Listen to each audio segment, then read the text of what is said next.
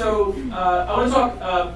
I just think it's an awesome time to be in the live experience business. The title is Fearlessly Forward. I find this is a moment of there's a lot of obviously tension, stress, uncertainty, but man, I just feel like there's so much change that I feel like Fearlessly Forward is just a good way to frame it. Like, let's all go forward in an exciting way. So my name is Damian Bazadona. I'm founder of Situation. I've been doing this for a long time. There's 3 parts to our business, just for some context. I run an agency called Situation. We're a full-service marketing and advertising agency for live experience brands. We get to work with everything from Disney, the Empire State Building, to the Madison Square Garden Company. We work just on a whole range of live experiences, attractions, observatory deck. You name it, we've been in it. It's about getting people off their couches in 2 locations. We have an office here in New York, we have an office in the UK. In addition, we run a nonprofit called Situation Project that we started. It's a 501c3. There are millions of empty seats and experiences that go dead every year in New York City alone. I think there's about 1.5 million, somewhere 1 million to 2 million seats on Broadway alone that go empty. Never mind all the other experiences. At the same time, New York City public schools in many areas don't have access to arts and cultural experiences, and you're seeing this sort of in the output in a whole bunch of ways throughout the city. We created a bridge to close those gaps. So if afterwards, I know everyone in this room is somehow in the experiences business, if you say, hey, we actually want to do more in our community, please do come and find us. We'd love to talk about things we can do. And third is an agency we run called Town Hall. When a pandemic comes around and you're in a live experience business, it's time for a big pivot. During the pandemic, we pivoted to handle a lot of mission-driven and higher-ed clients, from everything from Harvard Online to PBS to other amazing mission-driven organizations. We run agencies for that, but it really helps our broader perspective on the live experience market. I think the biggest change I just want to talk about is kind of this intersection. I know AI is obviously a significant, it's like air at this point. It literally touches all facets of our life, whether we know it or not. I do think that, and there's a lot of pressure that comes with that, and you kind of say that being in business for as long as I have, there's always change. There's nothing new about change, that's a given. I think what's interesting is I say the velocity of the change is a lot quicker than it's been. And I feel like that's probably sort of why we're feeling that.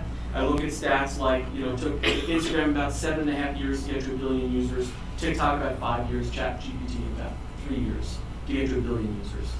That's a lot of speed, and I can assure you, I don't need to show of hands, I'm assure you that everyone in this room is probably feeling that pressure, is to understand how are we using AI throughout organizations to either grow it or save money, somewhere in that world. And there's a lot of pressure and tension and a lot of change happening on it too, which I think is quite complicated. But in 25 years doing this, which I can't believe I'm saying I've been doing this for 25 years, I find sometimes, I've been doing this for so long that we started our company before the iPhone existed, before Facebook existed, which is crazy, again, when I really say that out loud. But what's amazing is I love change. Like, I suppose kind of a ready, fire, aim approach to a lot of things. Obviously, we have lawyers and stuff that protect me from that attitude, but I think it's very important. I think we need to look at it that way. And I think in 25 years, I would say that the advice that I would say that we give to our clients when we think about it is sometimes I think it's important to talk about what's not changing as much as what is changing.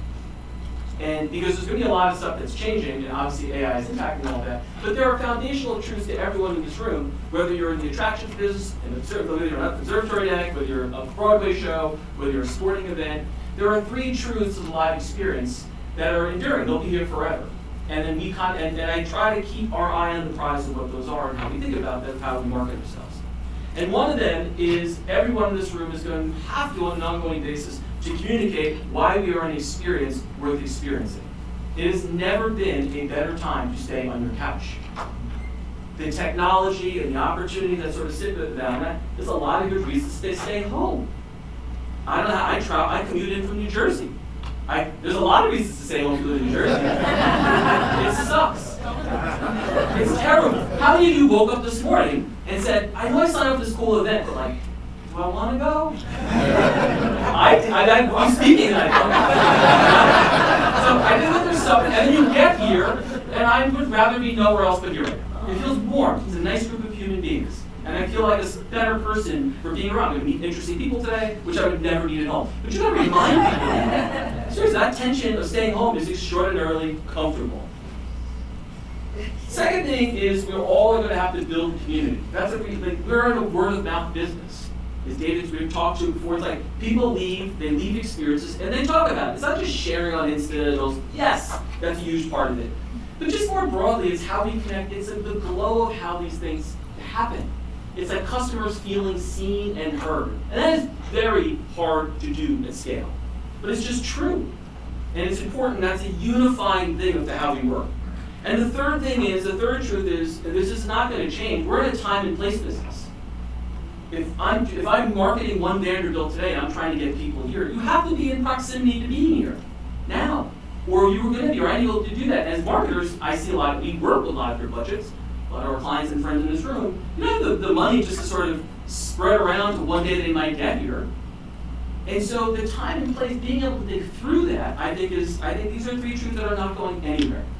And so when I think about how does AI impact these three truths, I want to just kind of talk to a little bit of that and some thinking of how we're looking at it. Now I will say I've given a bunch of presentations and I was qualified. I don't sit up here to be an AI expert. In fact, even my friends who have AI expert in their title in some capacity say, I'm not an AI expert. I think everyone's a little bit nervous because it's changing so rapidly. That's a given. Anything we talk about today, and that's why I'm almost freaked out. Anything I say today on camera is going to be recorded. I'm like, this is obsolete by the time I walk out of here. It is. And so I want to talk about, so I want to talk about the first kind of truth about telling and communicating the word experience worth experiencing through the way we market and advertise. This is mostly a creative conversation, the way that we think about it. And I think where AI is going to come into play, these are some stats that I will just say, that might be hard to read as much, I'll just broadly say the following. That there's rising platform fluency where more people, more patrons of all ages are on more platforms, and it's growing. And I think at one point, I believe the belief was a lot of these channels would have been consolidated into a select few, which would have outsized power over everything else. And yes, there are certain platforms that have outsized power that do that. But the reality is more customers are going to be in more places, and oh my God, isn't that an exciting opportunity? You are all going to feel that probably. Right? As things become more splintered and more fragmented, the way you have to communicate to these clients and partners, to your patrons, is going to be in more places. Now, to advertise in more of these places, and not to just advertise, but to have a presence, having a really good Reddit presence is very different than having a very good TikTok presence. They're entirely different skill sets.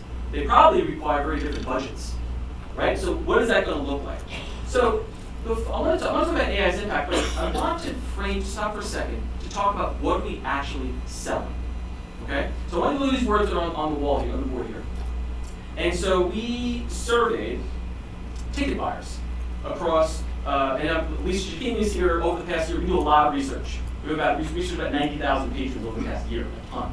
In one of those studies, we asked people, which of the following adjectives would you use to describe the experience of attending sports, concerts, and theater? So if you go to sports, how do you describe it? Theater and concerts. Does anyone want to guess it? Feel free to yell it out. We talk about sports. We ask people, how do they describe, if they use an adjective to describe going to a sport event, which of these words would they have said? What was that? Loud. Community driven. Thrilling. Community driven. Community driven. What else? Thrilling. Thrilling. Okay. So we're gonna do a little. Here we go. Let's go through. And what about? Let's go through. Let's do sports buyers. Here we go. Thrilling, expensive, social. But I want to point to, first off, it is expensive. I mean, live sports is getting really expensive. And the second thing is though, but I'll tell you what clouds it out though, for the most part, thrilling and social. Look at the number of thrilling. That's how people describe going to the experience. Even though they're paying way more than what they want to pay, it's thrilling. That's what they're buying. Concerts, expensive, cool, and invigorating. Who wants to guess theater? Expensive. Expensive? Nowhere to be found. Yes! I was hoping you'd go up right into that. I say that because I think the important thing is, yes, things are expensive. And a lot of the research we said, everyone, the people who run the marketing, the patrons who buy the tickets, everyone looks around and says things are too expensive. Everyone complains about the cost of creating these experiences. We're all in this is a very similar boat where we are. And the move is, how do we create more expensive? How do we not only raise ticket prices, but how do we create premium experiences? Everyone's doing the same exact thing. How do we get more per people, per person in all types of ways? But the pressure, the reason I'm bringing this up is, and I think this is an interesting point where AI comes into play, AI has the ability on the creative side, and you're seeing this, of creative production, there's a potential, there's a lot of conversation about that automation. And that automation of, wow, we used to be able to create 100 ads, but with AI, I can click a button and it can auto-generate 500 ads, 1,000 ads. I can be on more platforms than I ever thought was possible. And I can tell you, as a marketing agency that runs that, we're seeing a lot of that. There's a lot of conversation about that. And there is a lot of truth to automation. But I will also say that I think there's a huge risk if we do not remember what we are selling. We are selling live experiences, and your creative has to capture thrilling. And that is a very human thing to do. To date, AI on its own has not, what we've been able to see, right? Anything is possible. I put nothing past the capacity of AI. But I'd say to lose touch with the idea that we are selling live experiences and how we do that, I think is very important. And if you look and just scroll through your social feeds now, you will see AI at play. And it's oftentimes a dumping ground of creativity. Everything I look at my own feed is from dangerous deepfakes to the ridiculous. It's Kobe playing the clean. And then my favorite is one on the right, where it's like, save $0 at Best Buy. That is automation at work. Automation has a place, but in the live experience business, I think we forget, we're selling thrilling. And I challenge people to look at your creative and say, is that thrilling? That's what you're selling. But everyone in this room, we're selling an experience. And people will pay great money, but a lot of creatives, and I think it plays out, if you look at the research that we've run, a lot of creative does not live up to what people actually think they're buying. You're leaning too much on price. You're thinking of price as a barrier. The reality is price is a barrier, but it's not necessarily the motivator. Differentiating between AI is to put pressure on that. And I would be very careful about going too far down that path to try to save money on production, losing scope. Second truth is building a community. And the idea is, I think this is a big portion of it. I'll call this a big game of trust. And in terms of Jordan, trying to work it out. There's a stat we did, which I just always find fascinating. We did this across the theater business. 50% of people across the set of social followers that we had surveyed, 50% of the followers had said they had never stepped foot in the theater, yet they were following the accounts, which makes sense, right? What's more fascinating to me is 82% of those people, of those 50%, say they'd recommend the show. And they've never even been there. I love it. It shows you where we are. People out there, I think it's great. I would do that. I recommend shows I hadn't seen. I go, I bet it was good. And I want to talk about influencers. David brought this up, and there's a lot of truth to what he talked about as it relates to trust and how people are paying it. But there's two sides of that influencer equation, which I think are very important. And this is where people are seeking truth. I have to tell you, just as a person, I'm struggling seeking a little bit of truth throughout my whole life. If I just think about where do I go, where do I find what's actually happening in the world, I think that's being challenged. I think there's a larger societal question. But if you look at the data in terms of ticket buyers, many, look across all age groups, yes, it tiers down, but many are saying, I follow influencers. I'm not even convinced people even understood what we meant by the word influencers as much as we tried to qualify it, and yet they do. And I think what's equally interesting is when you find out how they trust influencers, half of them say they trust influencers as much as their friends and family. That's like crazy. I trust them. That's crazy. But to Dave's point, once you put the word noted as a partner or an ad, the trust factor goes down to 80%. I think where AI is going to come into play, you talk a little bit about AI overviews, where this is now, and I think all this is going to change because you're in very early days.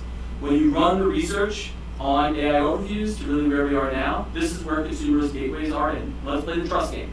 How they're trying to find out more about you, how they're trying to find out what to see. They see these AI overviews. How many of you trust the answers that come out of AI overviews? We'll do, so this is a hard question. This is just literally yes or no, which means you believe it more than 50% of the time. Yes, you believe what comes out of AI overviews, or no? Yes. No. The data says, we asked patrons, and that is a significant doubt between mostly and not really, of really how people sort of see and are absorbing that data, and patrons not trusting AI yet. Early stages. Listen, I've had a long-standing relationship with Google, think they're an amazing company, and work that they've done. I think they will figure it out. But I'm just sort of saying now, I think trust and AI, the intersection of that, AI does not do trust well. Let's start with that. Or I think people are concerned by it. And I'll say we're about to enter a phase. I've been doing it again for my longevity of this universe. Every time there's a new trend, there's new pressure that gets put on you as marketers that says, here's a new service you should buy. You need to, there are going to be people who are going to promise you, oh, we can optimize the way you show up in AI engines. There's going to be all these different service sets. Every person I've spoken to, including the companies, comes down to one set of truth of how to best position yourselves, in the AI listing. Like, how do I come up? Is provide accurate, digestible information for the engines to read. This has not changed in 10 or 20 years. It's about accessibility of information. And the more you're able to do that, the more these engines will win. I think one of the issues is the moment we believe we can trick one of these engines is the moment they go out of business. If I can gear ChatGPT what to say, it goes out of business because it's not providing it lost its reference point. And I just want to forget that. I'll just quickly say my advice, we do a lot of testing inside our company. We have a group of folks that are dedicated to sort of just doing ongoing studies on this. We did something called the bathing suit test. Super simple. We took kind of this obscure reference to say, how can we impact what's coming out in the results? Not see how we impact. What is the relationship between what we do on our website, the official places, and how does it impact how results are viewed? So we put in our frequently asked questions a note that said bathing suits are not permitted. That's kind of an outlier question you put inside the frequently asked question of the show. We do that, and sure enough, within 24 hours upon request, you can see it popping up. It's interesting. So all of a sudden we're going, oh, there is a relationship between this frequently asked questions to this question to this answer. How can we pull those things together? I think the research and insight part of that is important. Going very fast, I just want to wrap on time, sorry. The third is heat of the moment, and I would say that this is probably the most substantial place that AI is already having a profound impact, and I'm actually very excited about this. I think one of the more common questions we've gotten from pretty much all experiences that we work with is how do we build audiences? How do we find more people? The current process to date is model our first-party data to find more people that look like that. That is a limited view of possibility. In fact, I think that's what got us into some of the problems that we have now, because we are continuing to communicate to everyone that looks the same in the categories that we go after. I think AI is going to enable us to look around corners that we haven't been able to look at before, and it's already in place. So I will tell you, we operate across we're partners across all these main platforms. Most of you probably advertise on all these platforms. I am most bullish, I can share with you, this is in beta, so this is not open to the public. I'll just tell you something that we're thinking about as an agency. It's called Spotlight. It's like our internal Watson, for lack of a better word, where we effectively are taking, I think, the power of AI, which is extremely exciting, I think should be for all of us, is it can take ranges of data sources, find connective tissue, and look around corners we can't see as humans. Like the idea of business intelligence is nothing new, prediction. I think what is new is you can see the prediction, and then you can reverse engineer how it got there, which I think is extremely important. So we are rolling, I think this will be commonplace within the live events industry, this idea of pulling data sources together. This is our version of it. I know I'm at time, and I'm breaking into the coffee break, so sorry. And what I'll say is it enables, think of a tool where, for example, we can ask Spotlight to help us build propensity models for our media plans that help us target audiences that have the higher propensity to come to us that we may not be identifying, which can help build audience segments. It can do a lot of impressive stuff. And as David's point is more reliant on international targeting and reaching people. It's going to become more complicated. AI, without question, of all the categories that we will talk about today, there is zero question AI's path for audience development. No question. And that's where we're, as a company, we're going all in on, because I think we can't just keep charging people more. We have to find new people and bring them into the circle. That's the point. So, bang, bang. Thank you.